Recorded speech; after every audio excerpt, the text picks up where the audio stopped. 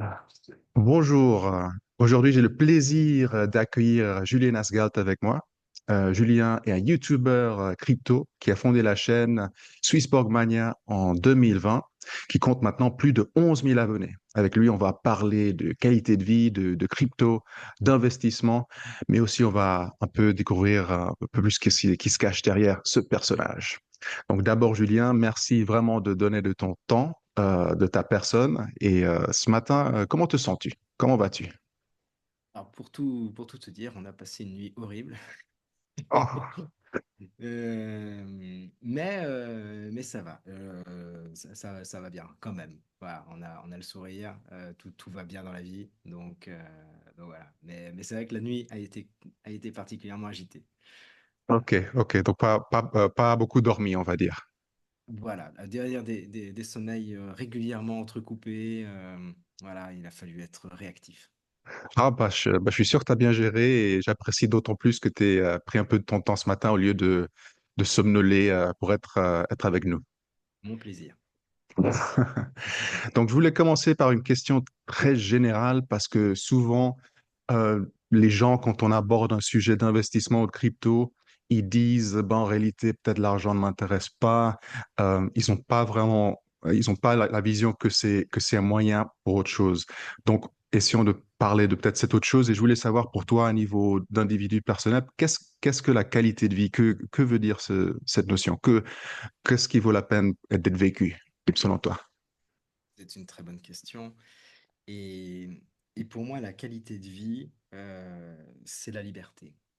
Et derrière la liberté, beaucoup de gens mettent plein de choses, mais pour moi, la liberté, c'est d'être libre de faire ce que j'entends de faire avec ce qui est ma propriété. Et, et en fait, on s'aperçoit au quotidien qu'on n'est pas vraiment libre, même dans un État comme la France. Euh, Parce que c'est pas tant les obligations, c'est le fait que dès qu'on fait quelque chose, on nous prend une petite partie de nous-mêmes. Enfin, c'est le sentiment que j'ai. Parce que, il y a tout un système qui est en place qui prend des petites taxes ici à gauche. Et dès qu'on essaie d'entreprendre, on voit tout de suite une présence qui est sur notre dos et qui est assez lourde. Et pour moi, c'est la qualité de vie. Et du coup, c'est d'avoir cette euh, capacité à s'extraire. Et donc, s'extraire d'une certaine façon, ça veut dire peut-être pouvoir partir loin de cette pression qui est en place. Et en fait, on s'aperçoit, pour avoir essayé l'aventure, que partir, c'est pas facile. Et pour pouvoir partir et avoir un niveau de vie qui est équivalent de celui qu'on vit, mine de rien, en France, bah, il faut des capitaux. Et que voilà. Euh, donc voilà, pour moi, la qualité de vie, du coup, c'est de pouvoir se débarrasser un petit peu de ce qui est que c'est sur nos épaules, tout en ayant finalement de quoi manger, de quoi dormir, de quoi se soigner, profiter, voilà, mais le faire en liberté, du coup. Quand tu dis, quand tu dis partir, tu veux dire vraiment s'expatrier Alors, géographiquement. C'est physique, c'est... idéalement, j'aimerais pouvoir le faire en restant ici, mais ça voudrait dire, par exemple, me rapprocher, ce qu'on pourrait imaginer comme faire sécession de, de l'État dans lequel je suis, mais c'est pas faisable. Donc en fait, les alternatives, ça implique de partir soit dans un pays qui est plus libre, soit c'est commencer à être un digital nomade et pouvoir un peu papillonner pour jamais être poursuivi, quoi. Oui, oui. Tire comme Gérard Depardieu, laisser sa nationalité française et partir à l'étranger. Certains le Ouais, font comme lui. Et ça, c'est un expat qui se dédouane complètement. Mais bon. Mais je voulais aussi préciser que j'imagine que quand tu parles de faire ce que bon nous semble avec notre propriété, ça aussi inclut notre temps, qui est peut-être la chose avec la plus de valeur qu'on a. oui. Mais disons qu'aujourd'hui, ça, j'ai pratiquement atteint ce stade où je fais ce que j'ai envie de faire. Mhm. Euh, donc pour moi, aujourd'hui, ça serait de continuer à faire ce que j'ai envie de faire et le faire sans toutes ces contraintes, finalement, sur lesquelles je n'ai pas vraiment de prise, en fait. Mhm, mhm, mhm. Ok, C'est pas je comme en comprends. Suisse où c'est pas comme en Suisse où on vous demande régulièrement votre avis. Nous, on nous demande jamais notre avis, si tu veux. Oui, oui, oui, c'est vrai. C'est une différence qu'on a ici ici en Suisse. On est régulièrement consulté. D'ailleurs, il faut que je mette une enveloppe aujourd'hui même par rapport à une votation. Profitez bien Euh, de ça parce que nous, oui. c'est pas le cas. Donc, ma question suivante. Donc, ton intérêt pour la crypto vient du fait que tu crois que c'est le meilleur moyen d'atteindre ces objectifs de liberté, de se débarrasser de cette charge, etc. Est-ce bien le cas?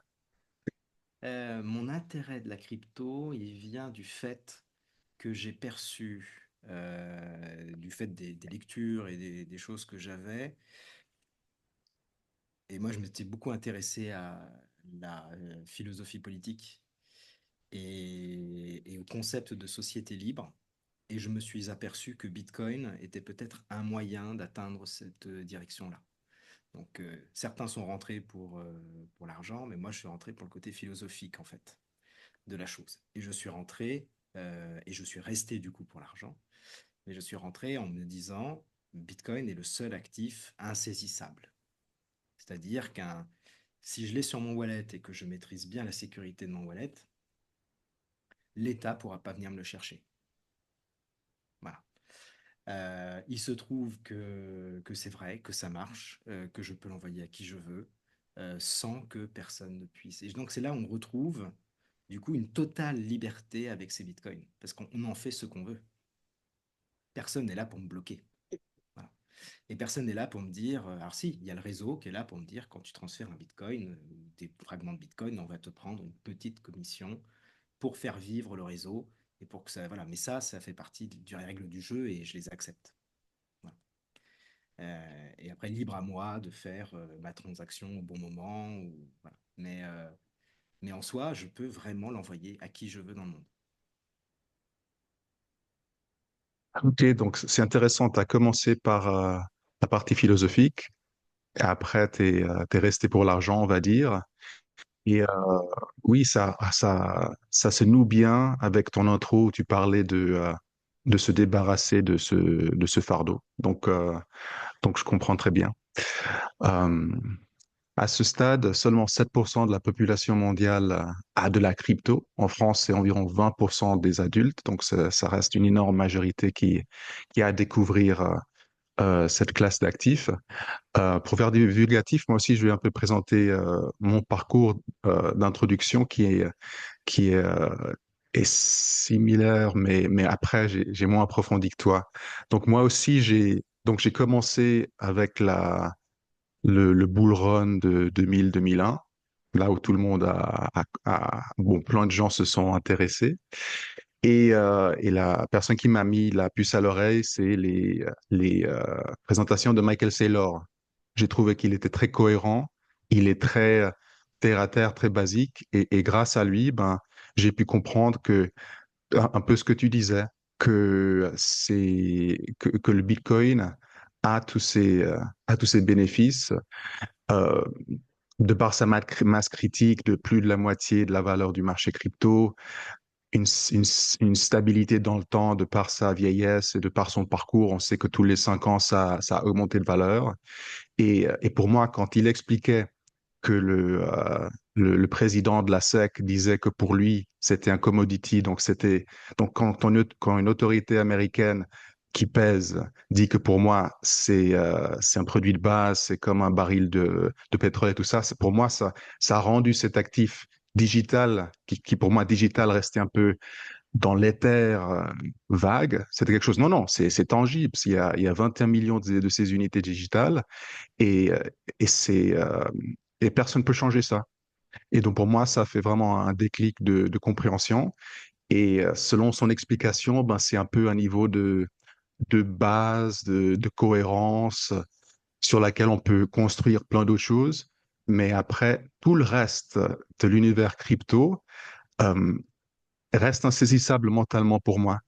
Pour moi, c'est vraiment deux mondes complètement à part. Il y a le Bitcoin que j'ai assez bien compris, qui est, mine de rien, est déjà assez complexe à comprendre.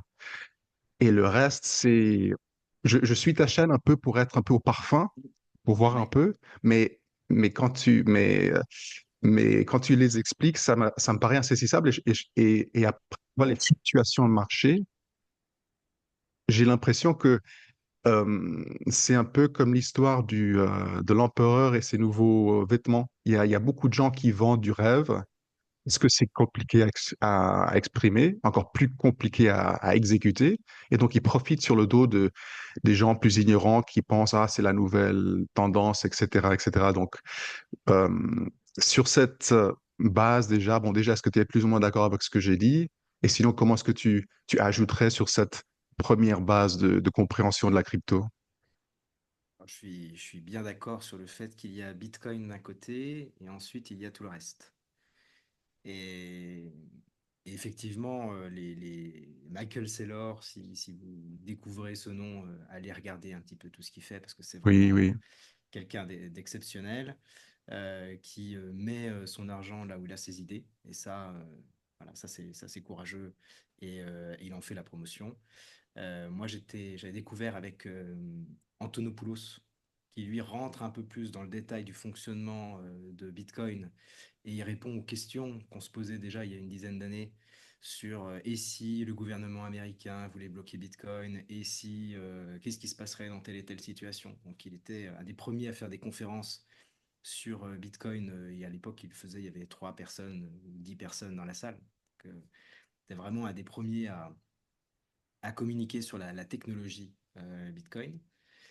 Et donc, euh, et donc derrière il faut faire effectivement le distinguo entre Bitcoin, qui se veut l'or numérique, qui a toutes les qualités de la rareté, mais qui en plus de la rareté de l'or, où mine de rien, on ne connaît pas le stock final qu'il y a sur Terre, et on se doute qu'il y a des astéroïdes avec de l'or, et puis que tôt ou tard, on ira les chercher. Et puis, donc en fait, l'or n'est pas fini.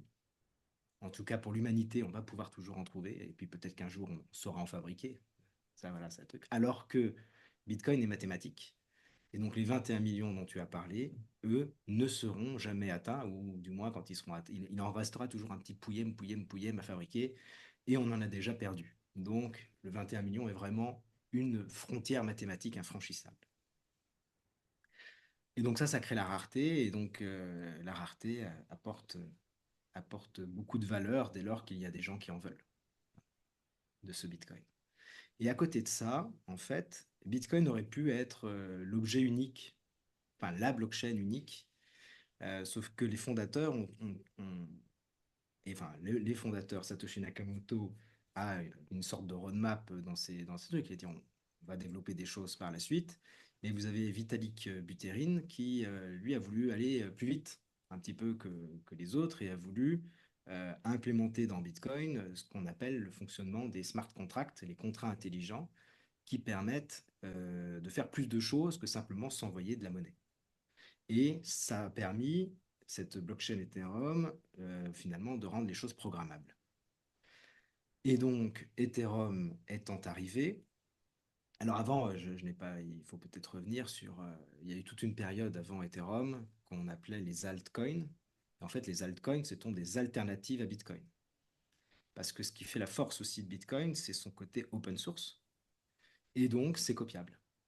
Et là, c'est la grande critique que beaucoup disent, oui, mais ok, on ne peut pas avoir 21 millions de Bitcoin, mais je crée un Bitcoin 2, et du coup, ton argument de 21 millions tombe à l'eau, puisque j'ai fabriqué un deuxième Bitcoin, etc. Sauf qu'effectivement, ce qui compte plus que les 21 millions, c'est le consensus d'une communauté pour dire c'est celui-là qui compte, et comme on est sur de l'informatique, c'est assez facile de vérifier qu'on est sur le bon, qu'on est sur le mauvais. Et donc, cette multiplication des alternatives, entre guillemets, à Bitcoin, on a eu Bitcoin Cash, on a eu Bitcoin Satoshi Vision, on a eu, euh, euh, comment il s'appelait donc, on en a eu des milliers. Ouais, pendant un cycle, on a eu une fabrication astronomique de plein de petits jetons concurrents. Et en fait, le seul qui a survécu, c'est Bitcoin, de cette mini compétition. Parce qu'en fait, pour pouvoir battre Bitcoin, il faut avoir une meilleure proposition de valeur. Et en fait, toutes les propositions alternatives étaient moins bonnes.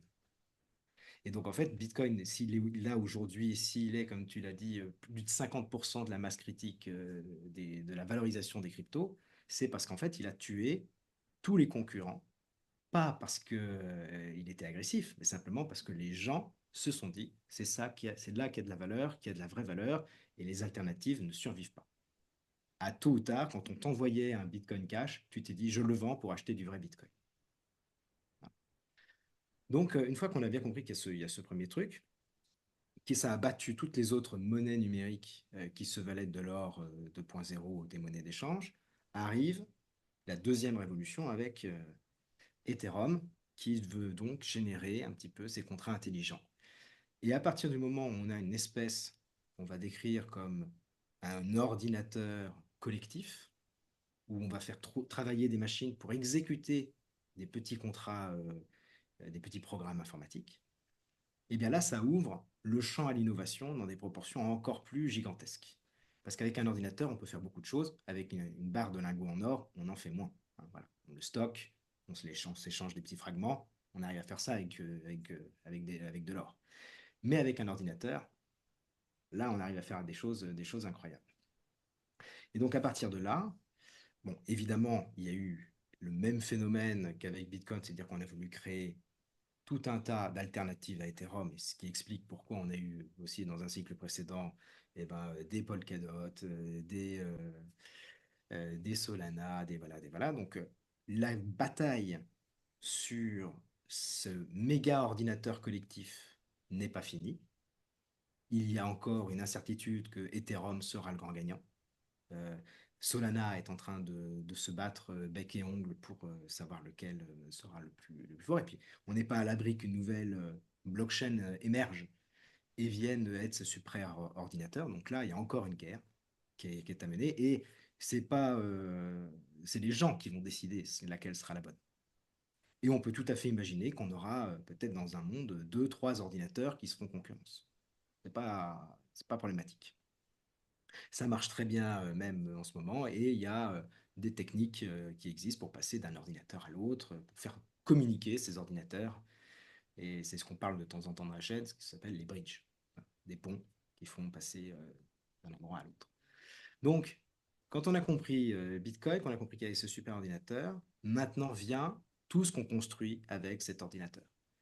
Et ça, ce sont les fameux tokens. Et là, moi, je dirais que les tokens qu'on trouve Excuse-moi de t'interrompre. Quand tu parles du superordinateur, tu parles d'Ethereum et à ce niveau-là.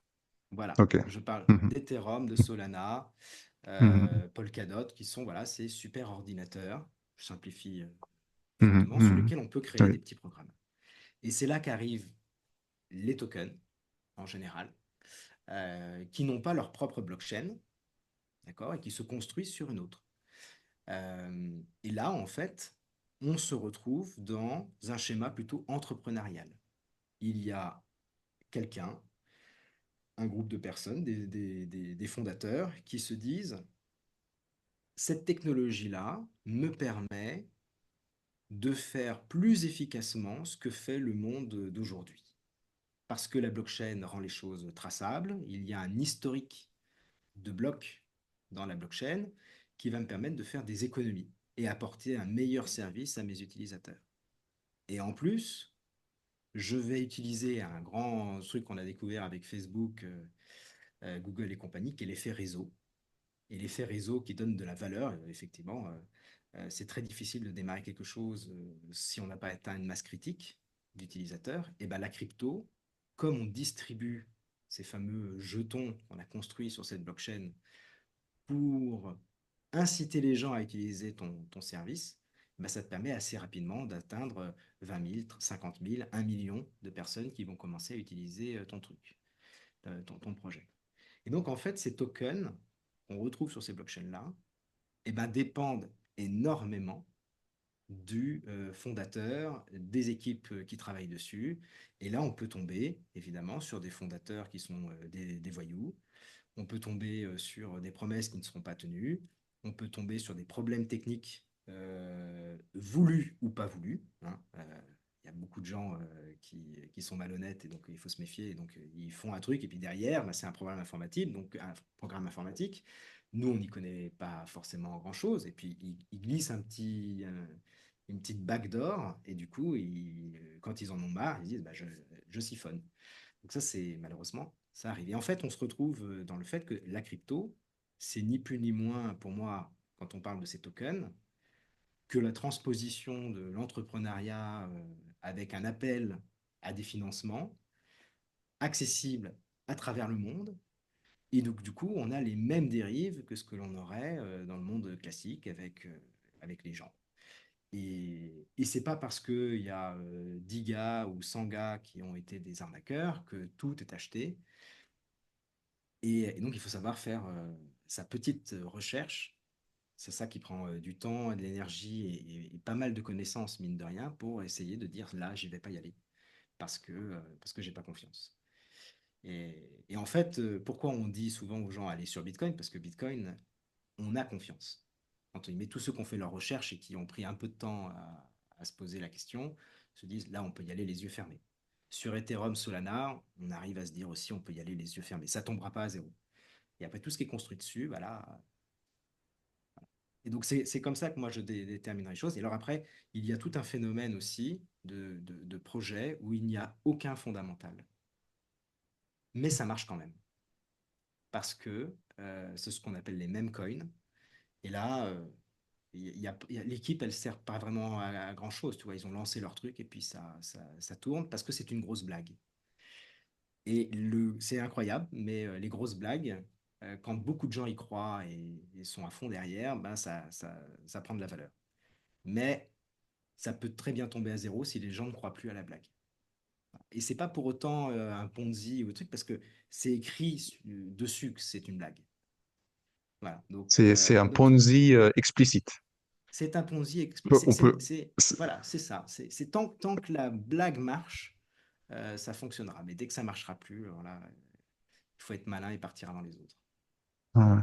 Avant, tu as utilisé l'expression smart contract. Ça, c'est une notion, par exemple, que j'ai toujours eu du mal à cerner. J'ai vu des exemples du style, on achète un billet d'avion, mais en réalité, la somme n'est que payée une fois qu'on arrive à destination, satisfait du voyage. Est-ce que tu pourrais peut-être expliquer un peu plus ce qu'est cette notion de smart contract? Oui. En gros, c'est c'est un programme informatique qui dit euh, euh, si tel événement se produit, alors ceci se produira. C'est si ceci, alors cela. Et, et ça, c'est assez simple à voir. Alors, le plus simple des smart contracts qui marche aussi sur Bitcoin, et donc c'est pour ça que je disais à un moment, on aurait pu tout faire sur Bitcoin, mais on a décidé d'aller plus vite et donc de laisser Bitcoin de côté et de créer une blockchain méga ordinateur pour le faire, c'est de dire, eh bien, la crypto, ça fonctionne en blockchain. Donc, on a un bloc numéro 1, on a un bloc numéro 100, on a un bloc numéro 1000. Et donc, régulièrement, on fabrique des blocs. Il a un exemple tout bête, c'est de dire, je t'envoie un Bitcoin ou un Ether quand on atteindra le bloc 254 000, par exemple. Donc là, il y a une condition. Quand le bloc est trouvé, alors l'argent s'en va. L'Ether s'en va, le Bitcoin s'en va. Donc, tu vois, là c'est quelque chose qui est intrinsèque à la blockchain. Fatalement, il y aura, s'il y a encore des mineurs et des gens qui travaillent sur ce projet, il y aura ce bloc et donc tu recevras ton argent. Mais effectivement, on peut utiliser ça dans le système des assurances. C'est souvent avec les assurances d'avion que l'exemple est pris. Euh, Parce qu'effectivement, il y a une donnée du coup qui n'est pas dans la blockchain, qui est à l'extérieur, et il va falloir la faire venir. Donc là, ça ne va pas être la blockchain en tant que telle, c'est des gens à qui on a confiance qui vont rentrer l'information que ton avion est arrivé. Mais si ton avion n'arrive pas, par exemple, et donc là, on aura l'information de l'aéroport, on aura l'information des gens qui sont éventuellement dans l'avion, qui disent mon avion n'est pas arrivé. Donc il y aura un faisceau d'informations qui vont pouvoir être captées et dire à la compagnie d'assurance, en fait, cet avion-là n'est pas arrivé à l'heure. Donc il avait pris une assurance. Et donc la condition, c'était si l'avion n'arrive pas à l'heure ou n'arrive pas dans les 30 minutes après le timing et des trucs, il faudra lui payer son assurance. Et là, ça résout le problème que l'on a aujourd'hui dans le monde classique. Et d'ailleurs, on dit que le monde classique, c'est le monde 2.0 et que la crypto, c'est le 3.0. Donc, comme ça, je ne le redirai pas plus tard, mais voilà, quand on est en 2.0, et que vous avez un problème avec votre avion, eh ben, il va falloir vite arriver à l'aéroport, demander un papier pour prouver que l'avion n'était pas arrivé à l'heure. Il va falloir envoyer un papier avec tout ça de justificatif.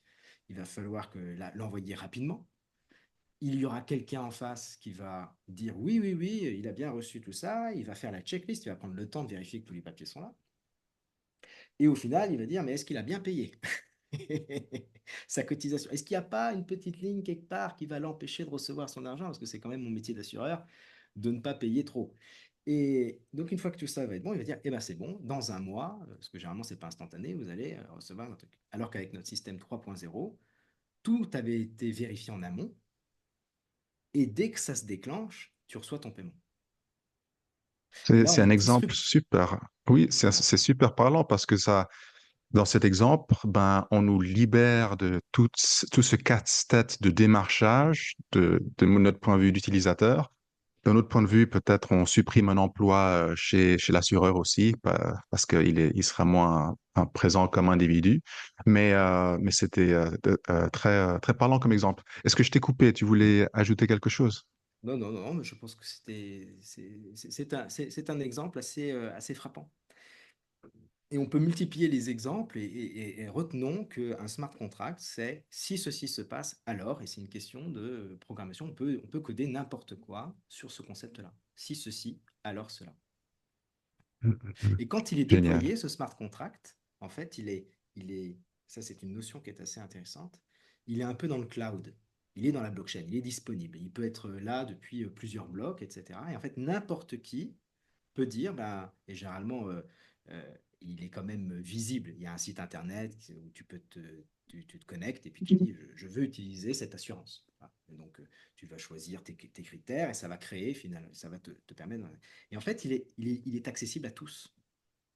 Il n'y a pas de règle en mode, ah, mais tu es pas, t'es dans un pays, ça marche pas. Non, il est là. Le cloud, il est universel, en fait.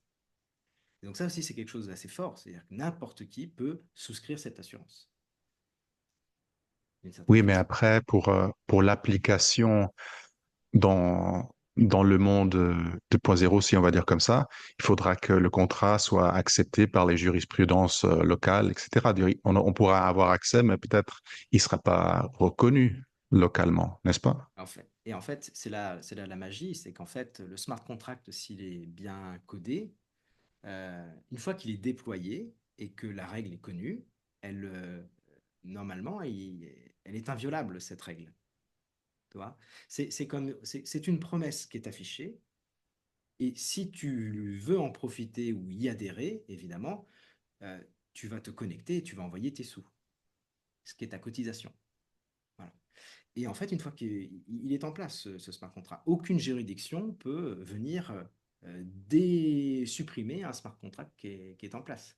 C'est le créateur du smart contract qui pourrait l'annuler. Donc en fait, et c'est pour ça qu'on a eu des, des gens qui détruisent les clés pour supprimer le smart contract.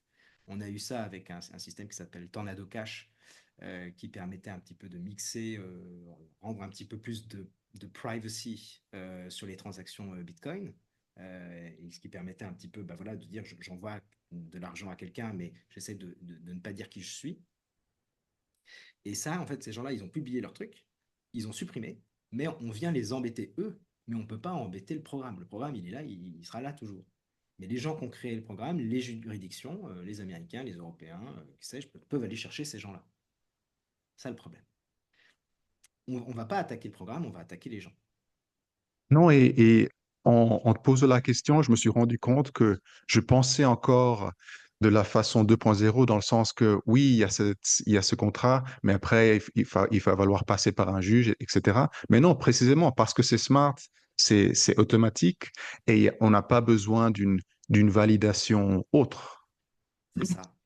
En Hum, fait, hum, hum, on hum. a programmé en amont ce qui allait déclencher le remboursement, le paiement, le service.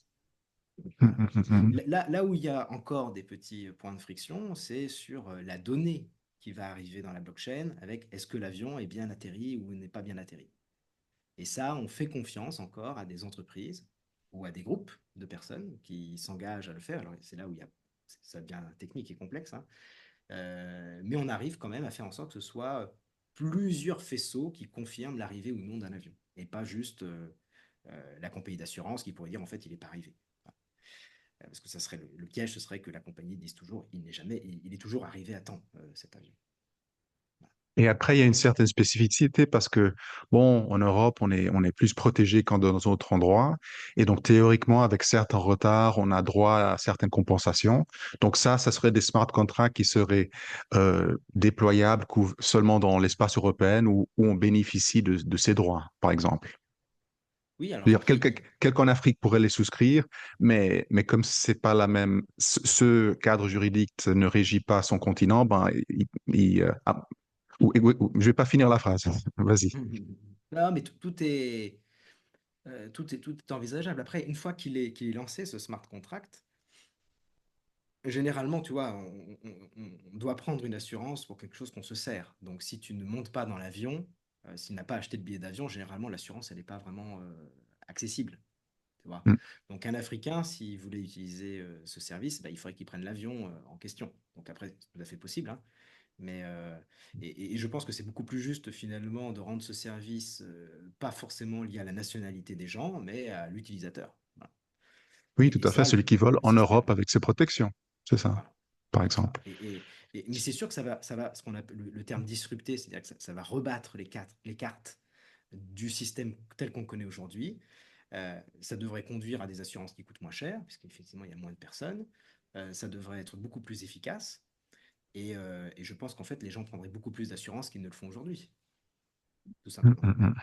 Ah, euh, un sujet dont je voulais parler avec toi, c'est la notion de richesse immense, facile, d'un jour à l'autre. Je crois que souvent, les gens, spécialement les hommes les plus jeunes, entendent parler de crypto, entendent des fortunes qui se sont faites et ils Mm. croient que ça ou d'autres investissements vont être le chemin vers la liberté économique, ce qu'on parlait au tout début.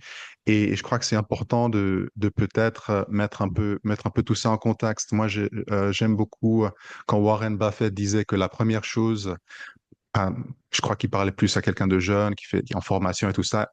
La chose de base, c'est de trouver quelque chose de valeur qu'on peut offrir sur le marché en termes de travail. Et grâce à ça, on aura de quoi respirer, on a de quoi épargner, investir.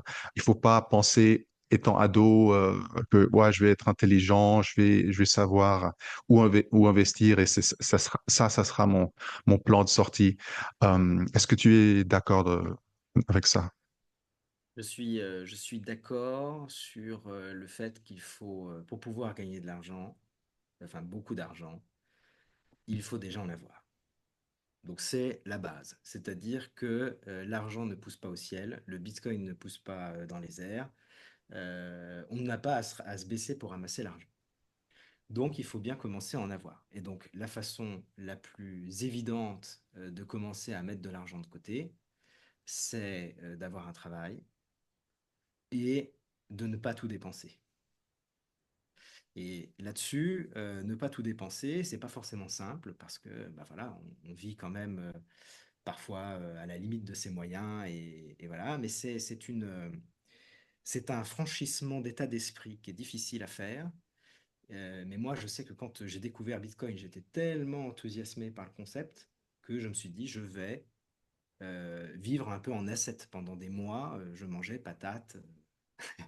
Je me suis fait beaucoup de purée. Voilà, ça va, j'adore les patates. Mais c'est pour dire qu'en fait, mon état d'esprit avait tellement évolué que pour moi, tout euro dépensé, devait être vraiment judicieusement choisi, parce que je voulais épargner le maximum. Donc j'avais cette possibilité aussi, parce que j'étais pas toujours comme ça, mais je trouvais les économies, j'ai arrêté certains abonnements, voilà, je me suis mis en ordre de guerre pour accumuler un maximum d'épargne et l'investir. Donc ça, c'est le premier point, c'est qu'effectivement, si j'avais pas de salaire, bah, qu'est-ce que j'aurais mis de côté? Bah, pas grand-chose, hein, c'est sûr. Voilà, ça, c'est le premier point. Ensuite, je pense que c'est aussi très important de noter cette régularité dans cet effort d'épargne. C'est-à-dire que c'est pas, ah bah, dès que j'aurai 500 euros de côté, boum, je les investis. Non, il faut le faire de manière très régulière parce que c'est très difficile de rentrer sur un point bas. On a toujours envie de dire, ah, je vais rentrer sur un point bas, je vais être meilleur, comme tu disais, mais euh, si vous y arrivez, ce sera de la chance. Voilà. Et ensuite, il y a cette notion, et ça, je mets une autre casquette qui est celui, parce que moi j'ai été pendant 15 ans conseiller financier. Donc j'ai travaillé pour une grande banque et je m'occupais des gens qui avaient beaucoup d'argent dans la banque. Voilà. Et j'étais celui qui leur disait, bah voilà, on va diversifier, on va placer ici et là. Je leur faisais un petit cours d'économie parce que mine de rien, même quand on a 40 ans et qu'on va voir son banquier, bah en fait, soit le votre banquier vous dit c'est ça qu'il faut acheter, soit en fait on a de la chance et on tombe sur quelqu'un qui vous explique comment ça marche. Donc moi j'étais plutôt celui qui explique un petit peu comment ça marche à mes clients. Et en fait, la première règle, c'est outre le fait qu'il n'y a pas d'argent gratuit, sauf quand on a des subventions, hein, voilà. Mais en soi, l'argent que l'on gagne avec son argent, il dépend du risque que l'on prend. Tout ce qui rapportera beaucoup, c'est parce qu'il y a un risque énorme. Voilà. C'est la règle. Parce que si ça rapportait beaucoup sans risque, tout le monde le ferait et on est humain, naturellement, les rendements diminuent à mesure qu'il y a beaucoup de gens qui le font. Donc c'est aussi pour ça qu'on a encore de la chance dans la crypto, parce que comme tu disais, il y a un pourcentage énorme de la population qui n'a pas de crypto. Et surtout, les gens qui ont de la crypto n'ont pas forcément des sommes folles. Il y en a quelques-uns, Michael Saylor, Elon Musk, voilà, qui ont pris des paris il y a déjà quelques temps et qui ont des grosses sommes, mais ça reste quelques-uns. Mais si effectivement cette analyse et donc le pari que nous faisons, nous spéculons, en fait, la valeur qui fait qu'on va peut-être gagner beaucoup d'argent, c'est parce que nous spéculons sur le fait que cette crypto-là, et à choisir la bonne, va être adoptée par plus de monde, cet fameux effet réseau. Donc si jamais on a raison, eh bien alors là, on fera des beaux multiples. Des multiples qui sont à la hauteur de l'enthousiasme que l'on aura. Hein, voilà. Et c'est pour ça qu'il y en a qui disent, mais ça va valoir des millions de dollars le Bitcoin, parce qu'ils se disent, bah, si ça marche vraiment, fini le dollar, fini l'euro, fini le franc suisse, on remplace même l'or, et donc là, ça fait beaucoup. Mais c'est parce que ce chemin-là n'est absolument pas certain aujourd'hui qu'il y a un potentiel. Mais potentiellement, on ne va pas prendre ce chemin. Et donc, le risque que l'on prend aujourd'hui, il est énorme parce que, il y a beaucoup plus de probabilités. J'y crois pas, mais c'est quand même la plus grosse probabilité, c'est qu'on reste avec des euros, des dollars, des francs suisses, des yens et compagnie. Voilà. Oui, peut-être on aurait dû au début que tu avais 15 ans d'expérience en gestion de patrimoine. Ça aurait Mhm. ajouté encore plus à ta crédibilité, mais on en parlera peut-être à la fin Ouais, de l'émission aussi. pas de Oui, non, souci. je voulais surtout un peu alerter parce que on connaît tous des gens qui, à un moment d'euphorie, ont mis un sacré paquet et qui se sont fait brûler parce qu'ils n'ont pas ces visions, comme tu disais, long-termistes. Et, euh, et c'est ça, il faut être vraiment dans le long terme et avoir un flux de, euh, de rémunération prévisible, stable, d'une façon ou d'une autre. Oui. Il faut, euh, il faut comprendre que de toute façon, si le projet dans lequel on rentre, on pense devenir riche avec, c'est parce que il n'est pas encore universellement reconnu et que le risque est très grand. Rien que pour ça. Et là, on met de côté le risque que au début, nous, on prenait quand on rentrait dedans, où potentiellement, la technologie n'est pas mature et on va tout perdre parce qu'il y a un bug. Ça, c'est quelque chose qu'on a quasiment écarté maintenant. Mais dans les années 2017-2018, c'était est-ce que Bitcoin sera encore là dans 2 mois, dans 2 ans, hein. Voilà. Ça, Mm. on l'a quasiment écarté. Je pense que maintenant, tout le monde se dit Bitcoin sera là dans 5 ans, sera là dans 10 ans. On est safe par rapport à ça. Mais pour tout ce qui est. Pourquoi les gens. Toi, il y a Bitcoin et puis il y a le reste.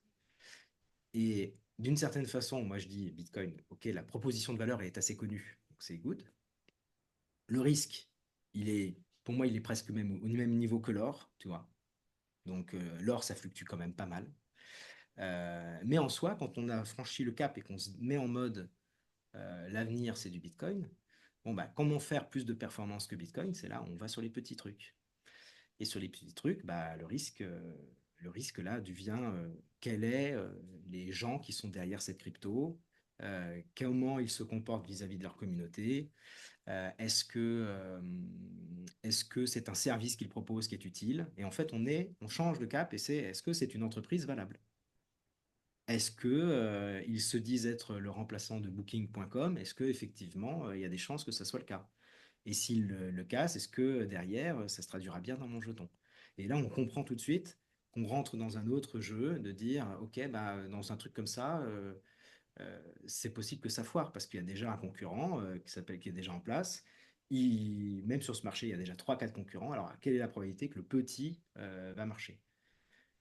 C'est pareil, c'est le même problème pour la. En fait, tous les secteurs que la crypto essaie de disrupter, ils existent déjà. Donc, il va falloir être sacrément fort, il va falloir apporter une sacrée valeur ajoutée et convaincre les anciens clients qui sont encore Web 2 de passer dans le Web 3. Mais si vous tombez sur le bon cheval, boum. Et donc là, si vous tombez sur le bon cheval, il va falloir être malin pour pouvoir sortir à temps. Parce Hmm. que il y a une euphorie qui se passe sur les marchés, comme on a eu ça dans la bulle Internet. À un moment donné, je ne sais pas pourquoi, mais les médias se mettent à en parler, tout le monde veut en acheter, ça monte, et il ne faut pas faire l'erreur de rentrer à ce moment-là, il faut faire l'intelligence de sortir à ce moment-là. Et donc pour pouvoir sortir quand tout le monde rentre, il faut être là avant. Donc il faut être là en ce moment.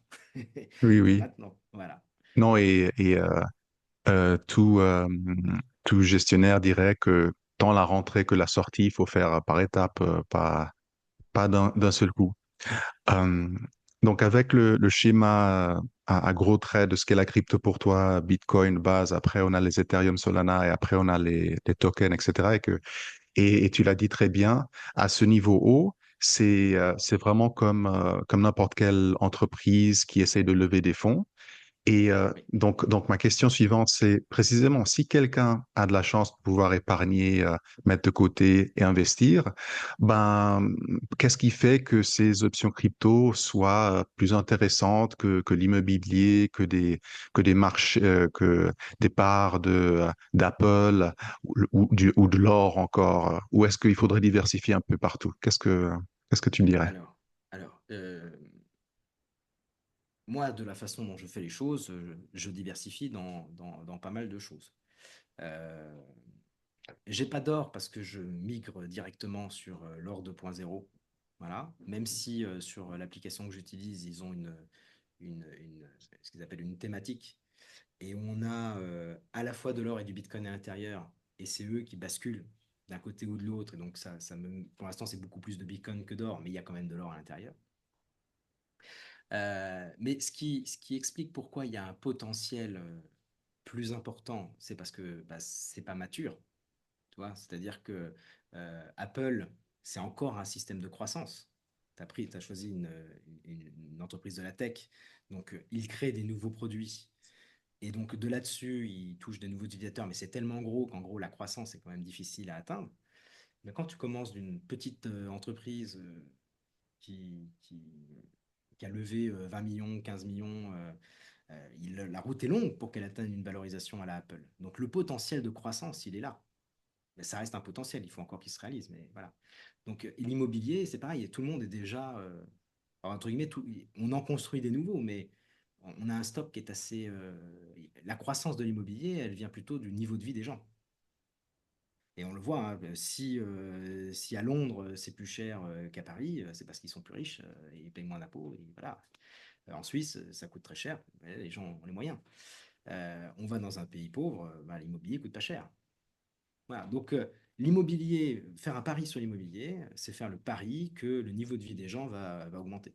Sinon, il va croître modulo la croissance du parc immobilier qui est plutôt négative même pour celui qui a déjà un bien immobilier, devoir construire une tour à côté de chez lui, ça crée plus d'offres. Donc en fait, on n'est pas déjà, on n'est pas dans un monde de raréfication dans l'immobilier. Le foncier est rare, mais les bâtiments, on peut en fabriquer plein. Donc euh, l'immobilier, je pense que c'est un combat qui est celui d'une ancienne génération. C'est intéressant pour nous de sécuriser notre résidence principale. Comme ça, on se dit, bah voilà, on ne sera pas mis dehors. Voilà. Mais pour moi, c'est un ancien combat. Et avec tous les retraités qui vont bientôt, je leur souhaite la vie la plus longue, hein, mais il y a de moins en moins d'habitants dans nos contrées. Il n'y a pas un renouvellement de la population, voilà. Donc, peut-être dans 20 ans, il y aura beaucoup de biens sur le marché. Et donc, s'il y a beaucoup de biens sur le marché et pas beaucoup d'acheteurs, et qui ne sont pas très riches, le prix va baisser. Donc, le pari long terme de l'immobilier, j'ai du mal, sauf pour mon confort de vie. Les actions, pour moi, c'est comme de la crypto, sauf qu'elles sont déjà en place. Tu vois, Total, voilà, la croissance, ok.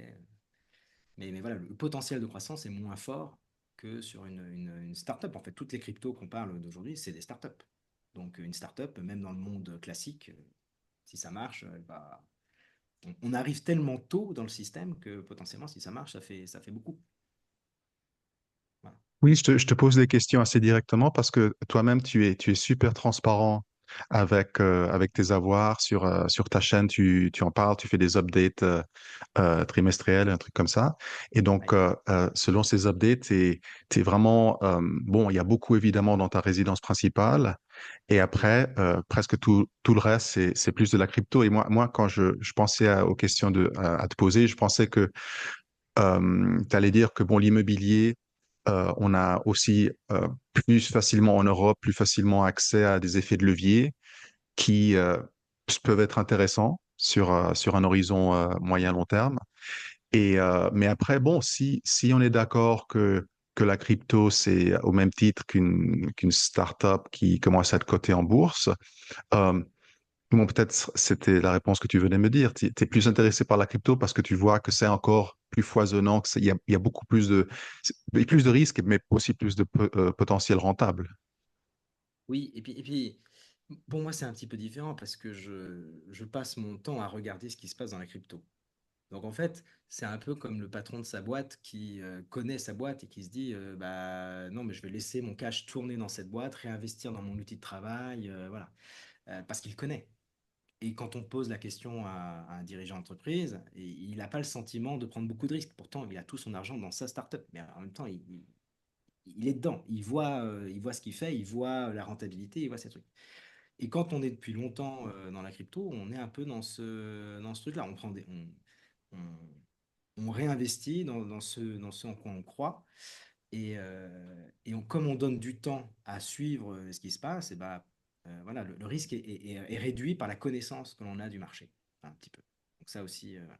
Mais tu vois, par exemple, dans mon allocation que je partage, je n'ai plus du tout d'argent en assurance vie style française, où tu as le support en euros, qui est de la dette d'État, qui rapporte un magnifique 2%, alors qu'on a une inflation qui tourne à 3-4, dans lequel c'est écrit dans les petites lignes que oui, s'il y a un problème de liquidité, tu ne pourras pas sortir ton argent. Il n'y a rien de plus facile pour un gouvernement que de dire, ah ben, on va annuler une dette, puisque pour les actifs dans l'assurance vie, c'est la dette des États. Donc, bah voilà, si on supprime la dette, comme certains le veulent, bah, ça veut dire que moi, mon argent de l'assurance vie, c'est fini. Donc, en fait, il y a des trucs comme ça où le bon sens, c'est peut-être d'abandonner 2% de rendement sur un truc qu'on peut me saisir, pour à la limite ne rien en faire, le garder sur un compte dans la limite de ce que l'État a le droit de venir nous voler, parce que c'est pareil, jusqu'à 100 000 euros, a priori on est couvert, mais au-delà, ils peuvent venir nous piquer. Donc, euh, donc tu vois, il y a quand même dans cette allocation, pour moi, des choses que je considère comme très à risque, mais parce que c'est le Black Swan. Donc le Black Swan, c'est l'événement improbable qui finit par survenir. Et moi, l'événement improbable qui finit par survenir, c'est la faillite des États qui, à un moment donné, ne vit que parce qu'il y a de l'endettement et une pression, le fardeau que tout le monde finira peut-être par sentir. Moi, je le sens parce que je suis très sensible du dos, mais certains ne sont pas encore sensibles. Et quand ils vont se dire, oh là là, il y a 60% de ce que je gagne qui part dans les caisses de l'État pour des services qui ne sont pas à la hauteur, à un moment donné, il va y avoir une rébellion. Les gens vont dire, ça ne peut plus durer comme ça. Et là, bah, la balance, déjà nous en France, on avait un déficit qui devait être de 3 ou 4%, on est à 6. Donc si ça fait aussi bien faire les comptes, à mon avis, ça va pas durer, ça peut durer longtemps parce qu'ils ont plein de mécaniques pour continuer à nous piquer des sous, mais voilà, moi je fais le pari que c'est trop dangereux. Donc je préfère être investi dans des choses qu'attendre qu'ils gèrent. Moi je vois pas comment ils vont bien gérer les sous. Oui, en Suisse, on a un système de retraite un peu différent et je peux pas me sortir de certaines positions qui sont complètement obligatoires selon le législateur, mais où je peux, j'essaye de sortir et faire des choses qui me paraissent plus prometteuses, comme toi. Ouais. Ouais. Et vous avez de la Donc, chance d'être en capitalisation et pas comme nous en répartition, parce que nous, moi je paye pour des gens qui ont payé pour d'autres, mais moi il y aura personne pour les payer. ouais, ouais, ouais. Hmm.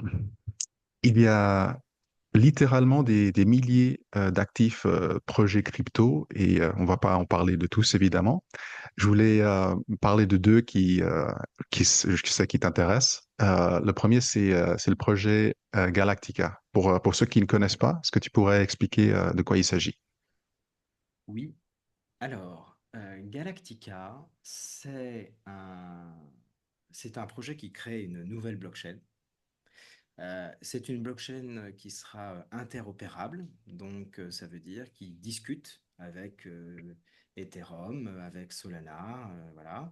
Ça n'a pas pour objectif d'être un super ordinateur qui copie ce que fait Ethereum ou Solana, mais qui a l'objectif de rassembler dessus les données des gens.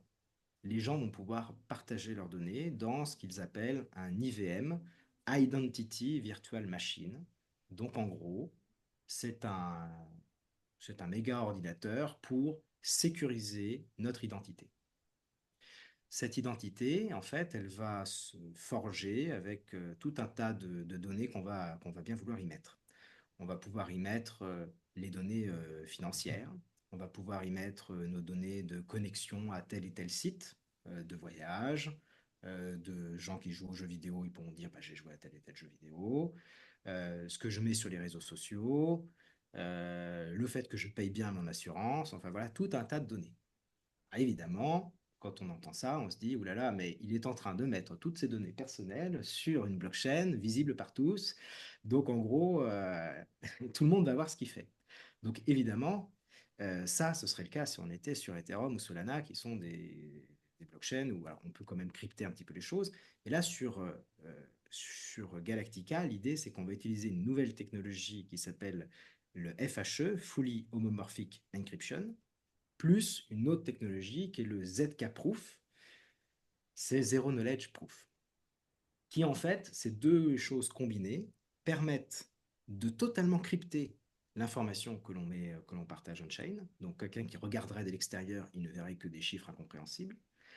Et on va pouvoir utiliser ces données pour justifier, par exemple, d'un statut particulier. L'exemple que j'aime bien prendre, c'est celui de la piscine municipale. Qu'est-ce que c'est que cette histoire? Imaginez, vous allez à la piscine aujourd'hui et vous avez droit à un tarif réduit. Voilà. Alors, il y a plein de raisons d'avoir un tarif réduit. Alors, vous allez à la caisse et j'ai droit à un tarif réduit. La dame, elle va vous dire, ben, prouvez-le.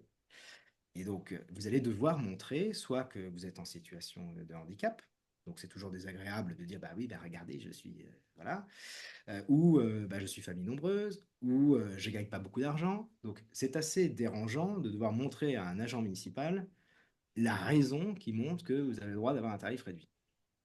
Alors après, il se débrouille pour le dire, eh oui, mais tu l'as montré en amont, là, tu as la carte qui montre que c'est réduit et tout. Mais bon, à un moment donné, vous avez dû le montrer.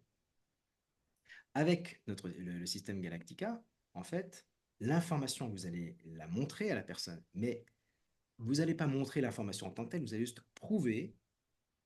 Alors, vous allez transmettre la data qui est cryptée, la personne va vérifier que ça correspond à l'accord de pouvoir te donner la liberté de rentrer à tarif réduit, et elle va dire oui, c'est vrai, sans savoir la raison. Ça peut être la situation de handicap, ça peut être famille nombreuse, Elle ne sait pas quelle est la raison, mais elle a l'information tout de suite en un coup de flash code.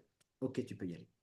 C'est bon, j'ai vérifié. Et là, c'est sûr. C'est-à-dire qu'en fait, on est dans un contrôle, c'est blanc ou noir, quoi. C'est oui, tu passes, non, tu passes pas. Parce que tu as les données qui font ça. Et donc, en fait, quand on a compris qu'on peut mettre tout un tas de données comme ça, avec cette nouvelle technologie qui est très récente, hein, qui n'existait pas du temps de Bitcoin et autres, hein, donc, eux, ils ont développé ça comme ça, en partenariat avec une société qui s'appelle Zama et qui a levé des dizaines de millions de dollars en début d'année 2024. Donc, c'est assez puissant. Et donc, en fait, une fois que tu auras cette donnée-là, toutes ces données-là, tu vas pouvoir, d'une part, avoir la preuve d'identité en ligne, c'est-à-dire qu'aujourd'hui, c'est un des problèmes de la crypto, c'est que vous pouvez créer des milliers de wallets, des milliers de portefeuilles sur lesquels vous allez aux crypto, mais c'est toujours vous derrière. Et bien là, par toutes ces données qu'on va capter, en fait, on va pouvoir détecter quelqu'un qui s'en créerait deux. Et on va dire, non, mais en fait, derrière ces deux wallets, c'est une seule. Donc, ça va rouvrir les possibilités de démocratie en ligne où ben, on sait que tu ne votes pas deux fois. Et on peut revenir à un mode où, et ça c'est assez fréquent finalement dans les démocraties, c'est un homme, une voix. Mais ça en crypto, c'est compliqué, on est plutôt sur un jeton, une voix. Donc c'est-à-dire que quand on est très riche, ben, on pèse beaucoup plus que quelqu'un qui a peu de jetons. Voilà. Alors, c'est intéressant pour l'entreprise, parce que c'est vrai que donner du pouvoir de décision plus important à celui qui a investi plus d'argent, ben, en même temps c'est son argent, donc c'est normal qu'il ait plus de voix. Mais quand on touche à la société, pour décider des lois, par exemple, eh ben, c'est beaucoup plus c'est intéressant que ce soit un homme, une voix, quand on est dans cet esprit-là. Donc ça, c'est ça que permet Galactica, intrinsèquement, c'est de collecter, et ça, c'est notre choix, de dire, je mets cette data sur ma blockchain, je crée mon profil, ce profil, derrière, je vais l'utiliser à droite et à gauche. Et ce qui est fort, c'est que vous allez pouvoir être validé avec ce profil-là bah, après, il y aura une entreprise qui va dire, bah, moi, je vais regarder si ce monsieur-là, il paye bien son loyer, par exemple. Et dire, ah bah oui, comme il a toujours payé son loyer et qu'il a un score de finance qui est suffisant, j'accepte de lui louer ce Airbnb, cet appartement pour les vacances ou autre, tu vois. Donc là, ça va donner beaucoup plus de visibilité à la personne, mais lui, la personne, elle n'aura pas le détail de mes comptes. Elle aura juste, OK, dans la formule de calcul, le score est bon. Le score est très bon, le score est excellent, ou à l'inverse, il a déjà refusé de payer deux, trois fois, toi. Et donc ça, derrière, quand on comprend un petit peu tout ce que ça peut englober, ça va ouvrir la possibilité aux à des nouvelles formes d'État.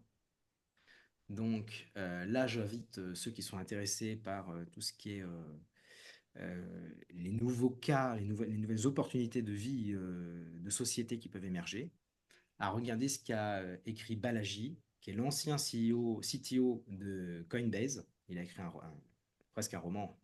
Il a écrit un long article qui s'appelle The Network State et et qui stipule en fait que l'idée, c'est de dire on n'a pas besoin forcément d'avoir un territoire euh, pour avoir une sorte de nouvelle, pour créer une nouvelle nation. On n'est pas obligé de se rassembler tous, tout de suite, dans tel canton, dans telle région, pour pouvoir se lancer. En fait, on peut juste dire, toi, moi, mon frère, un gars que je ne connais pas, qui est à l'autre bout du monde, on a le même projet de vie de société, mais pour l'instant, ce qu'on va faire, c'est qu'on va mettre en commun nos ressources financières, notre temps, notre énergie, pour que ça advienne. Et on va déjà s'organiser ensemble au niveau on-chain, et on va chercher un jour un lieu ou plein de lieux différents qui seront décentralisés un peu partout dans le monde où ça fonctionnera avec les règles que l'on a décidées par le vote. Et ces terrains-là, ils seront peut-être achetés par toi, par moi. J'en serai peut-être toujours propriétaire, mais je t'autoriserai à venir. Bref, ça ouvre la possibilité de commencer à créer des nations, on va dire des micro-nations, mais où le territoire est discontinu. Et voilà. Et donc Galactica, par son infrastructure, va permettre à n'importe quel groupe de personnes qui se diraient, bah, nous, on aimerait commencer cette aventure-là, de se créer notre truc, d'avoir une sorte de boîte à outils pour avoir des systèmes de votation, avoir la possibilité de mettre en commun des ressources, etc., etc. Donc ça, c'est la grande vision de Galactica, c'est d'utiliser cette couche d'identité open source, euh, c'est une compliant et privée, hein, privacy, on cache l'information grâce au chiffrement. C'est ça que ça apporte. Oui, je te suivais, et j'étais d'accord avec toi jusqu'au moment où tu parles de créer ces nouveaux États. Peut-être il faudrait trouver un autre mot parce que précisément après, à la fin, tu as bien utilisé le mot compliant. Donc, la seule façon que j'ai de voir, encore une fois, peut-être j'ai à ouvrir mon esprit, mais la seule façon que j'ai de voir que ce genre de schéma pourrait arriver, ça serait, il faudrait, on ne parle pas d'État micro, comme tu veux, souverain. Il serait toujours sous la tutelle d'un système d'État standard auquel il faudrait adhérer des normes, sous lequel il faudrait être compliant. Alors, l'usage dans ma formulation de compliant, elle était parce que, en gros, créer des États, des nations décentralisées qui pumperaient comme ça un petit peu partout à travers le monde, c'est la vision, entre guillemets, idéalisée d'un service qui est impossible aujourd'hui et qu'on pourrait construire avec Galactica. Mais le côté compliant, il n'est pas à ce moment-là, en fait. Il est dans l'utilisation de ces données, un peu de la même façon que l'on accède à la piscine municipale sans avoir à révéler qui l'on est concrètement, sans montrer sa pièce d'identité et le justificatif qui nous permet de rentrer. Là, ce serait de dire, je vais utiliser des services bancaires, de finance, etc., avec un wallet crypto, sans avoir à dévoiler mon identité, mais pour autant, la société que j'utilise sait que je ne suis pas un terroriste, que ce n'est pas de l'argent blanchi. Pourquoi? Parce que elle peut faire les contrôles sur mes données chiffrées. Et cette compliant, donc le fait que je respecte les règles des états de droit qui existent déjà, euh, c'est totalement chiffré pour la société avec laquelle je vais interagir. Mais si l'État me dit, toi, tu as fait des trucs là-bas et j'ai un doute, j'aimerais voir en clair tes données, moi qui détiens le wallet, le portefeuille, je pourrais, en 3 clics, dire, OK, je vais vous partager, à vous seulement, les données en clair. Et vous pourrez confirmer, comme ça, que je suis toujours clean. Et donc, je peux, du coup, utiliser la banque Tartampion. La banque Tartampion, si elle a un doute, elle va vérifier que finalement l'État m'a revalidé quelques temps après. Mais ils ne sauront toujours pas qui je suis, ils n'auront pas accès à toutes ces données. C'est l'État qui aura accès à ces données parce que j'ai accepté de les partager. Et si jamais je suis vraiment un gars retors et que je ne veux pas partager avec l'État les informations, parce que pour le coup j'étais un vilain et j'ai pas envie qu'on me repère, eh bien, du coup, je n'aurai plus cette autorisation compliant. Je serai marqué d'un sceau, il a refusé de partager ses infos. Et donc, la banque Tartampion me dira, tu n'es plus compliant, je ne veux plus de toi. Voilà. C'est un peu Mhm. ça le schéma. C'est pas le compliant n'est pas avec les États décentralisés qui pourraient advenir. C'est plutôt sur le use case, le cas d'usage compatible Web 2, compatible crypto classique qui veut respecter les règles. Ah, ok, ok, oui, je comprends beaucoup mieux maintenant. Donc, deuxième projet dont je voulais parler, c'est celui qui donne son nom à ta chaîne, Swissborg Mania. Donc, Oui, Swissborg, c'est un projet avec siège à Lausanne, donc dans le canton de Vaud, ici en Suisse. Moi aussi, je suis fan, j'aime sa simplicité, son côté sécure. Mais bon, il y a beaucoup de concurrence. On en a parlé, on est au début de la crypto. Euh, est-ce que tu peux peut-être expliquer encore une fois brièvement ce qu'est le projet et pourquoi tu es un maniaque et optimiste sur ce projet? oui. Alors, il faut comprendre que, enfin, c'est mon interprétation, hein, mais le marché de l'investissement dans les cryptos, il est, il est apparu avec des plateformes. qui permettent d'apporter des euros, des francs suisses, etc., et d'acheter de la crypto. Euh, Ça fonctionne beaucoup comme un système de bourse. Voilà, c'est la bourse. Quand on va sur une plateforme comme Binance, on a l'impression d'être un trader. Voilà, c'est ça, c'est comme ça que ça marche. Et donc, on a beaucoup, beaucoup d'offres de ce style-là. Ce que change Swissborg dans la donne, c'est qu'on essaye de reproduire l'expérience bancaire, mais avec l'éthos, l'éthique de la crypto. Et l'éthique de la crypto, c'est je suis propriétaire de mes assets, de mes actifs. C'est-à-dire que le Bitcoin que j'ai à l'intérieur de l'application Swissborg, c'est vraiment le mien. C'est pas celui de la banque. C'est pas celui de Swissborg, c'est le mien. Alors que dans le système bancaire actuel, vous déposez 100 euros, c'est plus vos 100 euros. C'est la banque vous doit 100 euros. C'est ce qu'on appelle un IOU. Je vous dois. J'ai une reconnaissance de dette de la banque à mon encontre quand je dépose chez telle ou telle banque. Alors qu'avec Swissborg, c'est mes sous. C'est clairement marqué, ce sont mes sous. Donc ça, c'est le premier élément, c'est que c'est vraiment une expérience qui est différente du monde bancaire et c'est une expérience qui est différente des autres plateformes crypto parce que là, on va être dans la constitution du patrimoine. On va être dans la possibilité de déposer tout de suite nos monnaies traditionnelles, de les échanger en 3 clics, et on va pouvoir non seulement conserver ces cryptos, mais on va pouvoir aussi, si le cœur vous en dit, de les envoyer à l'extérieur de l'application. Toutes les applications ne font pas ça. C'est-à-dire que souvent on vous dit, bah oui, tu peux, mais en fait, tu es obligé de revenir en euros ou en francs suisses pour sortir. Ce qui, on va reconnaître, ça veut dire des frais à l'entrée, des frais à la sortie. Et l'expérience qui est pas la même, hein. Quand vous pouvez vraiment sortir votre Bitcoin, bah, c'est un autre feeling, hein, de la chose. Et ensuite, on a dit, on peut les acheter, on peut les vendre, on peut les sortir, mais on peut aussi les faire fructifier à l'intérieur. Donc il y a différents services qui sont apportés, des services de placement, tout simplement. Je dépose un Ether et puis à la fin de l'année, j'en ai 1,04. Voilà, vous avez gagné un petit peu.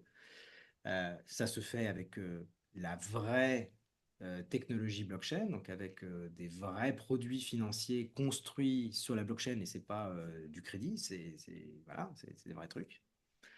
Et ensuite, il y a aussi des services qui vont permettre, par exemple, d'épargner régulièrement, de faire un petit peu cet exercice de tous les jours, tous les mois, toutes les semaines, selon mon énergie et mon envie, je mets un petit peu dans tel et tel projet et à la fois pour rentrer, mais également pour sortir. Voilà. Donc, c'est vraiment une plateforme qui est faite pour constituer un patrimoine crypto.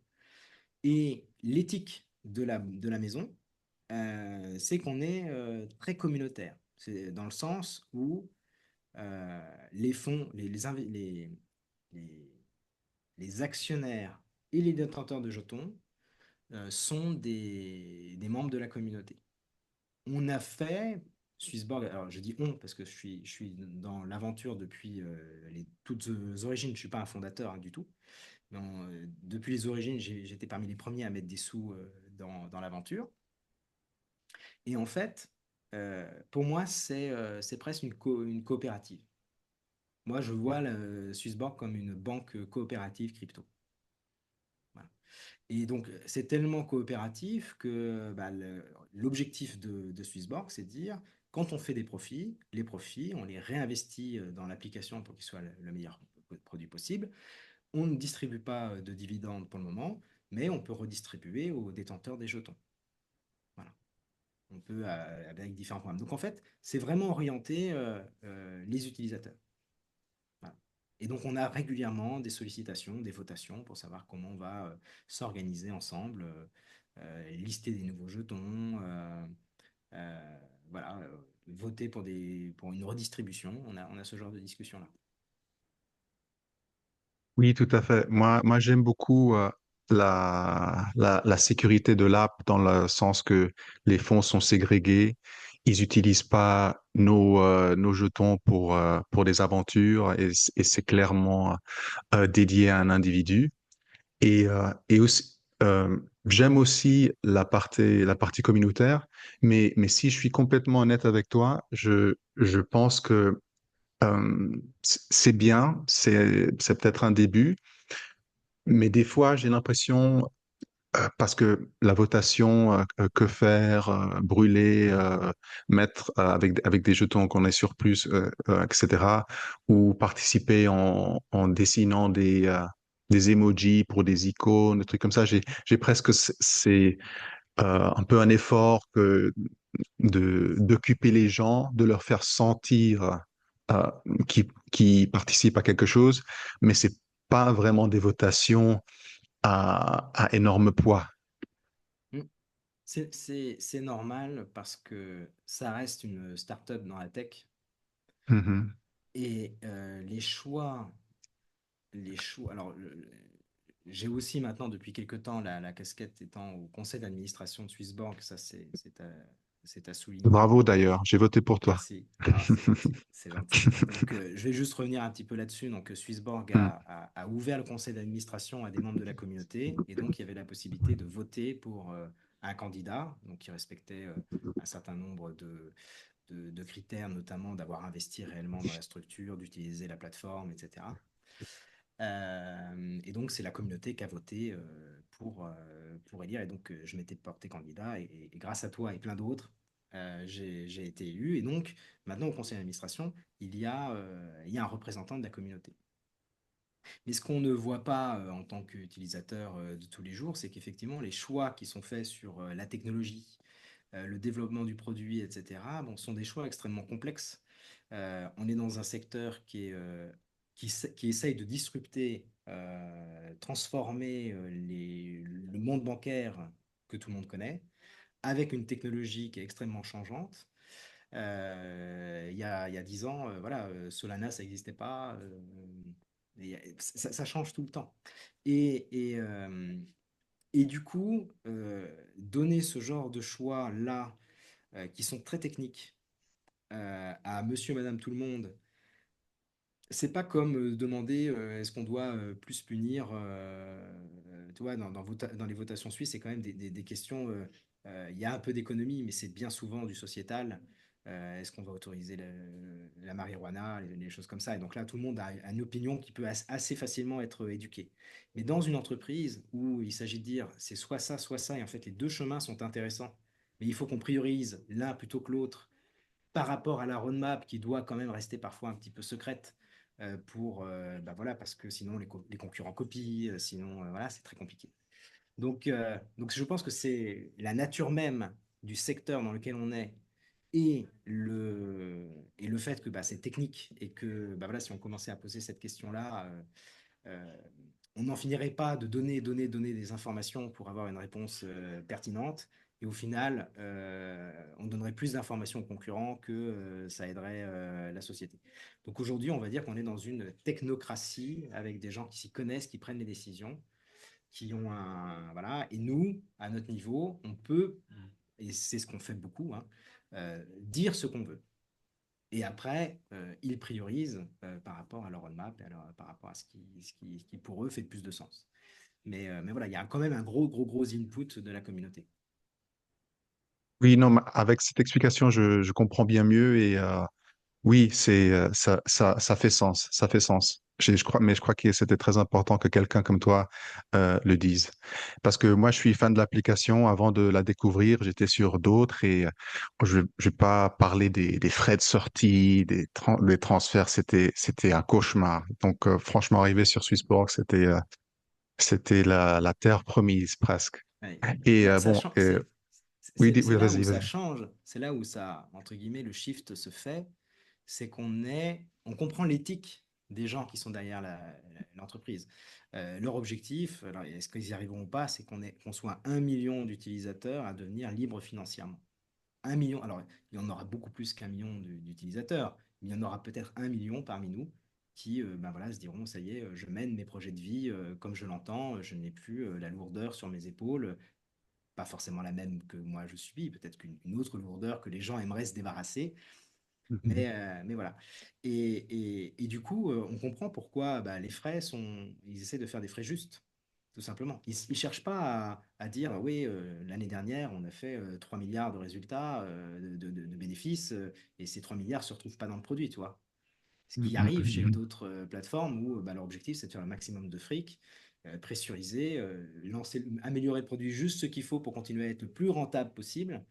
Et au final, il reste rien dans la poche de l'utilisateur qui s'est fait rincer, on lui a caché les frais, il s'en rend compte que quand il sort. En mode, ah mais c'était Exactement, possible de faire exactement. différemment, mince. Et voilà. Mm. Et comme ils sont pernicieux à cacher les frais, euh, c'est très difficile quand nous, on est transparent et qu'on affiche les frais, de dire non, mais en fait, c'est moins cher chez nous. Mais oui, mais vous annoncez des frais. Mais oui, mais nous, on les annonce. Voilà. Oui, tout à fait. Non, je crois que des fois, quand je tombe dans un mode critique, c'est par rapport à un idéal parfait, mais il faut que je me souvienne de mes expériences avant Swissborg, où Mm. c'était vraiment terrible. C'est Donc, clair. oui. Donc, j'imagine que pour ceux qui nous suivent, ils ont compris qu'on est fan de l'application. Il faut être transparent. Tous les deux, on a des actions aussi. Et cela dit, tout ce dont on parle n'est pas du conseil en investissement. Faites votre propre recherche et je vais mettre un lien de parrainage dans la description où vous pourrez télécharger l'application et éventuellement gagner jusqu'à 100 euros si vous déposez 50 euros plus sur l'application. Et donc, on vient à une de mes dernières questions un peu techniques. C'est ça par rapport à la fiscalité. Donc, je Oui. sais que t'es pas fiscaliste de base, mais Mm. donc en France, pour le moment, quand on transforme une crypto comme du Bitcoin à une autre crypto qui suit la valeur d'une monnaie, dollar, euro ou autre, c'est une stablecoin, c'est pas considéré comme un fait générateur d'imposition. Est-ce que tu as idée de ce qui se passe dans la tête du législateur quand il émet cette décision? Et alors, je pense que les choses vont changer, Oui, malheureusement, parce oui, que oui. donc là, en fait, quand ils ont fait cette règle, je pense que les, le- les, les hommes de l'État n'ont pas pris conscience de la complexité de la chose, et en fait, ils ont voulu créer une espèce d'enveloppe. La crypto, c'est une sorte d'enveloppe si vous, je pense pas que toi tu connaisses le concept de plan d'épargne en action, l'enveloppe fiscale française, voilà, mais c'est conçu un peu comme ça. Donc, je vais expliquer ce qu'est un peu le PEA. En gros, c'est une enveloppe, on met de l'argent dedans. Tant qu'on reste dans cette enveloppe, il n'y a pas d'impôt.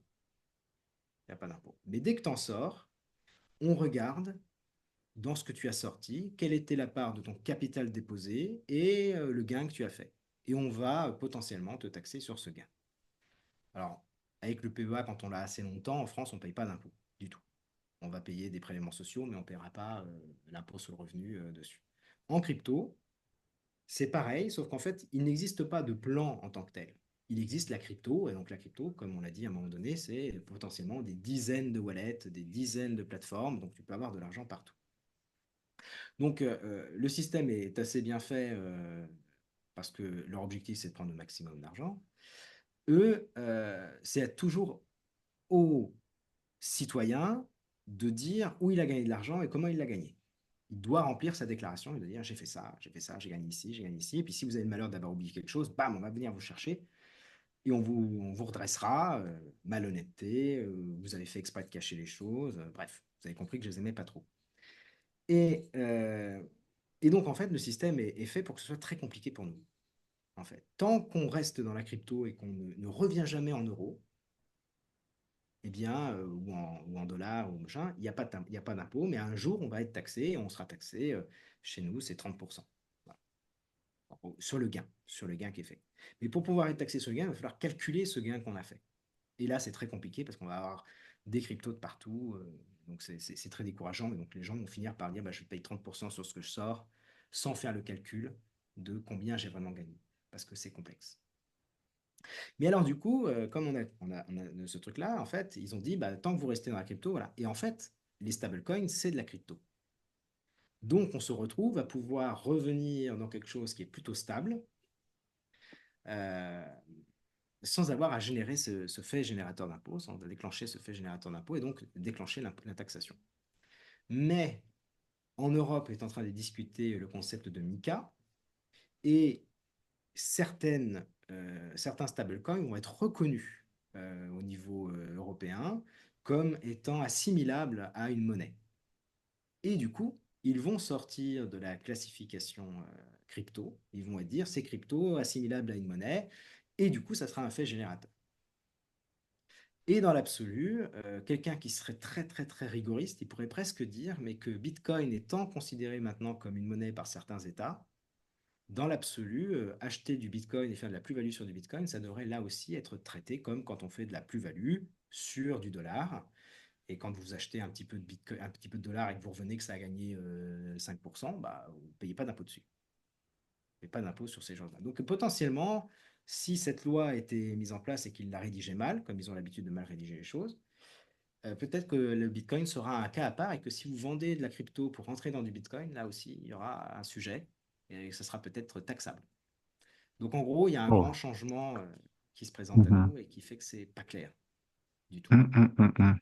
Ouais, donc, il faut rester attentif aux nouvelles. Alors, Voilà, il faut rester ah, attentif aux nouvelles. Et il y aura mhm. probablement des solutions de sécurisation qui vont émerger. Ça peut être des paniers de devises, tu vois, par exemple, parce que si tu investis dans un produit qui est multiple, et ben là, potentiellement, tu pourrais ne pas rentrer dans ce cadre-là. Donc, c'est assez à creuser. Il y a des gens qui travaillent dessus. Ouais, ouais. Voilà. Mais il faut Ok, que le ben législateur merci. se pose. Merci, Julien. On passe maintenant à la partie peut-être un peu plus perso. Bon, certaines de ces choses, on peut déjà parler. Est-ce que tu peux peut-être nous décrire un peu ton parcours professionnel et comment tu as commencé dans la crypto? Tu en as déjà parlé un peu, 15 ans de métier, mais Ouais. peut-être d'une façon plus structurée. Oui, oui, bien sûr. Donc moi, j'ai fait des études de gestion de patrimoine, un master 2 dans une très bonne maison qui est l'Université d'Auvergne, le master de Clermont-Ferrand, donc qui est une référence dans le domaine. Donc je salue tous les anciens. Voilà. Et ensuite, j'ai rejoint le groupe Société Générale. D'abord, je m'occupais de cinq six agences dans Paris. Puis après, j'étais dans l'Ouest parisien, où là, je m'occupais de deux agences.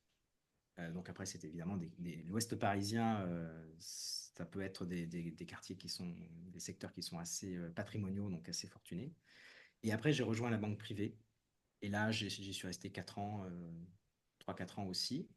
Donc je faisais le même chose, sur le même périmètre, mais évidemment avec des gens qui avaient plus de capitaux. Donc là, on parle de gens qui ont entre 500 000, minimum 500 000 euros sur leur compte bancaire dans ma banque. Donc après, ils peuvent avoir plusieurs banques. Et évidemment, ils ont de l'immobilier, ils peuvent avoir d'autres choses, toi. Donc c'est généralement des patrimoines qui sont autour de 2 millions d'euros, tout confondu. C'est à peu près le seuil.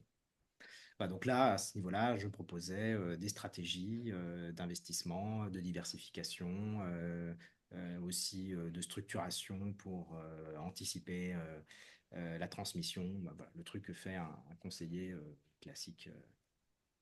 Et après, j'ai rejoint le siège. Et là, j'étais dans la partie animation patrimoniale, donc du réseau. Et donc, en fait, j'accompagnais les gens, les conseillers que j'étais avant, sur toutes les questions sur les produits de la banque. Voilà. Donc, en gros, j'étais un peu l'expert sur les produits financiers de la banque. Et c'est quand j'étais encore en banque privée que bah, je me suis renseigné sur. J'avais déjà mis un pied dans la crypto. Et là, je me suis mis à trouver. Comment ça s'appelle? Bon, j'en parlais autour de moi et tout. Et donc, j'essayais de convaincre les gens. Parce que moi, dès que je vois un truc qui me plaît, j'essaie de convaincre tout le monde. Voilà. Et au milieu de tout ça, il y a une amie qui me dit, ah, au fait, il y a un projet crypto qui se lance, qui tourne autour de la gestion de patrimoine. T'es dedans. Est-ce que voilà. Et donc là, j'ai creusé, c'était Swissborg. Et c'est comme ça que je suis rentré dans Swissborg. Mais dans la crypto, j'y suis rentré avant. euh, et c'était une mauvaise expérience parce qu'on m'avait fait rentrer dans un Ponzi où j'ai perdu. Voilà, parce qu'ils n'étaient pas sérieux, ces gens-là. Donc voilà. Mais donc c'est un peu ça. Et donc depuis maintenant, bah, je m'intéresse à la crypto et j'ai fait cette chaîne YouTube parce qu'avant, j'avais un groupe WhatsApp où je disais à tous mes amis voilà, les infos, les nouvelles, etc. Puis il y en a qui n'aiment pas lire, donc ils ont dit je ne peux pas faire des vocaux. Et puis je me suis dit, bah, quitte à faire des vocales, hop, je sais pas s'il y a du bruit, si tu entends. Ouais, bon. Peu. Euh, et, euh, et je pense qu'il faudra qu'on raccourcisse un peu Oui, oui, notre oui, échange. oui, on va rapidement en finir, oui. Voilà. Donc voilà, et donc je me suis dit, bah, autant le faire en vidéo. Et puis en plus, c'était le lancement de ce qu'on appelait la DAO de Swissborg, avec la communauté qui s'engage, qui fait des choses. Et donc bah, j'ai pris la casquette de celui qui présentait un petit peu les nouvelles. Et donc ça faisait d'une pierre deux coups, puisque j'informais tous mes amis sur comment avancer le projet. Et en plus, j'aidais à faire connaître. Et donc c'est comme ça que ça a démarré. Oui, non, franchement, j'adore ce que tu fais, l'émission hebdomadaire, le fast recap. Tu fais, tu donnes de ton temps. Il y a une belle énergie, c'est sympa. Comme je dis avant, je te comprends pas à 100%, mais c'est toujours un plaisir de t'entendre C'est et de gentil. voir faire ce que tu fais, mais de rien. Dernière question. Galt, c'est le nom du héros dans le roman d'Ayn Rand, Atlas Shrugged, La Rébellion. Et évidemment, Oui. c'est aussi ton pseudo. Et Oui. bon, je crois qu'on en a. Les gens, ils ont déjà une petite idée. Mais est-ce que tu peux expliquer pourquoi ce choix de pseudo? Oui, bon déjà, j'avais pas.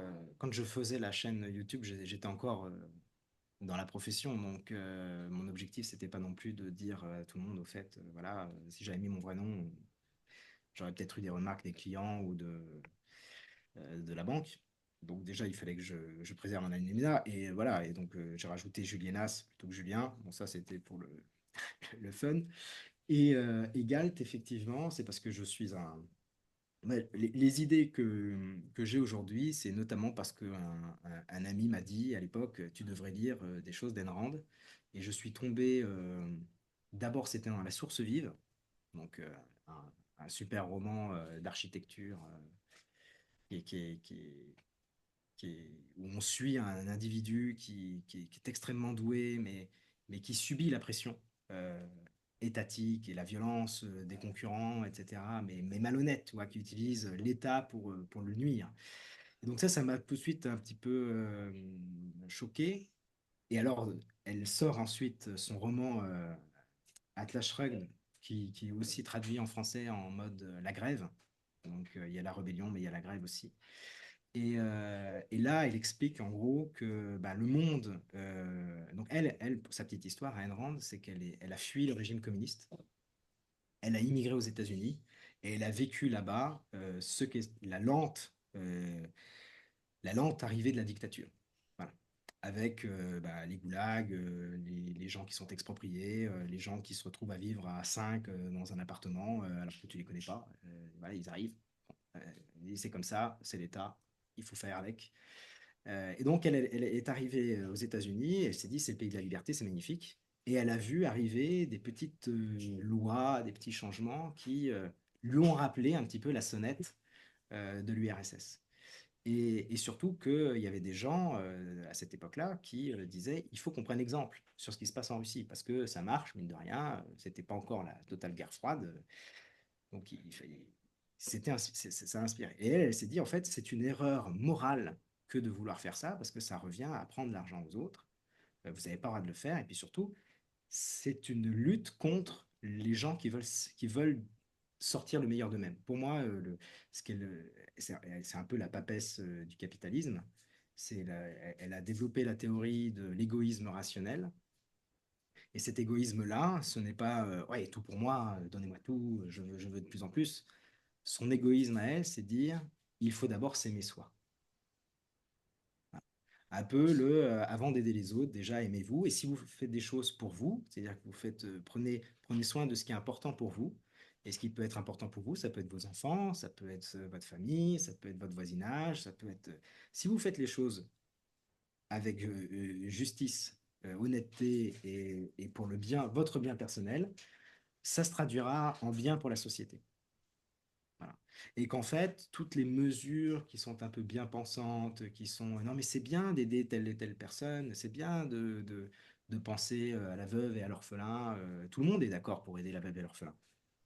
La vraie question, c'est est-ce que aider la veuve et l'orphelin, ça doit être à la charge de l'individu et de dire je vais aider.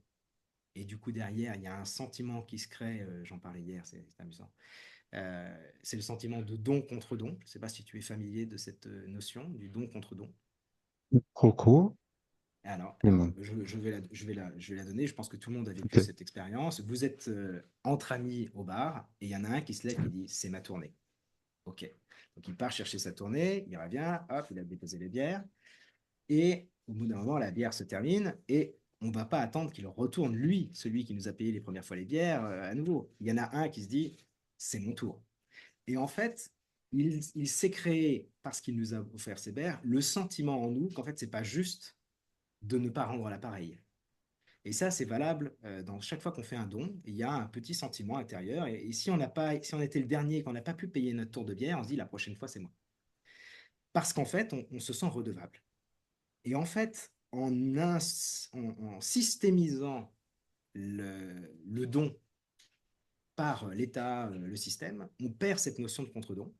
Et la personne qui reçoit l'aide ne se dit pas ah, je suis redevable envers l'État. Non, elle se dit j'ai droit à ça. Et donc, en fait, on a détruit ce sentiment de don contre don, ce qui fait que les gens se sentent dépossédés de leurs actifs, de leur truc, alors que voilà. Et les gens qui reçoivent ne se sentent pas responsables de ça. C'est un dû. Et donc, en fait, Ayn Rand, elle décrit un petit peu ce phénomène-là de gens qui vont utiliser l'État pour, a priori, des bonnes choses. Mais en fait, ça a créé tout un tas de réactions pernicieuses. Et au bout d'un moment, il y a des gens qui se disent, mais moi, c'est plus pour moi. En fait, là, c'est trop. Je jette l'éponge. Je vais partir. Vous n'aurez plus rien de moi. Et c'est comme ça que il y a un type qui s'appelle John Galt qui commence à aller démarcher les hommes d'esprit, les écrivains, les auteurs, les peintres, mais également les entrepreneurs, les gens qui sont doués dans ce qu'ils font, et leur dit t'en as pas marre de te faire avoir, viens rejoins-moi, et il se barre. Et on voit derrière quel est l'impact quand les cerveaux du monde, enfin, c'est pas que des cerveaux, il y a des gens manuels aussi, quand ces gens-là partent. Et comment l'État finalement se retrouve à devoir, du coup, taxer toujours plus pour pouvoir se maintenir, à être encore plus agressif. C'est ce qui s'est passé en URSS, c'est ce qui se passe dans son livre quand ça se produit aux États-Unis, et on voit toute la démarche. Et donc, c'est très, très. Voilà, Et donc, moi, ça m'a évidemment touché. Et du coup, voilà le pseudo. Oui, oui. Non, et je crois que pour ceux qui n'ont pas lu, peut-être ils pensent que c'est des livres un peu rébarbatifs ou lourds, mais non, non, elle noue ça dans des histoires très colorées, c'est très facile à lire et je Oui, recommande grandement.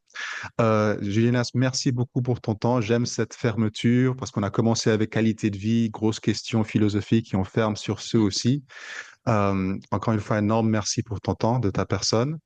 merci Et à toi. en te souhaitant tout de bien, et en souhaitant tout de bien à nos investissements aussi. Et Oui, si t'es à Genève ou tu passes dans les parages, n'hésite pas à m'envoyer un email et peut-être on pourra se voir pour de vrai. bien sûr, avec grand plaisir.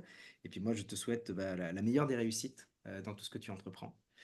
Et ça m'a fait très plaisir de participer. Et donc, je salue tous ceux de ta communauté. On fera comme ça. Merci, Julianas. Top. Ciao, ciao, à la prochaine. Merci. Bye bye. Bye.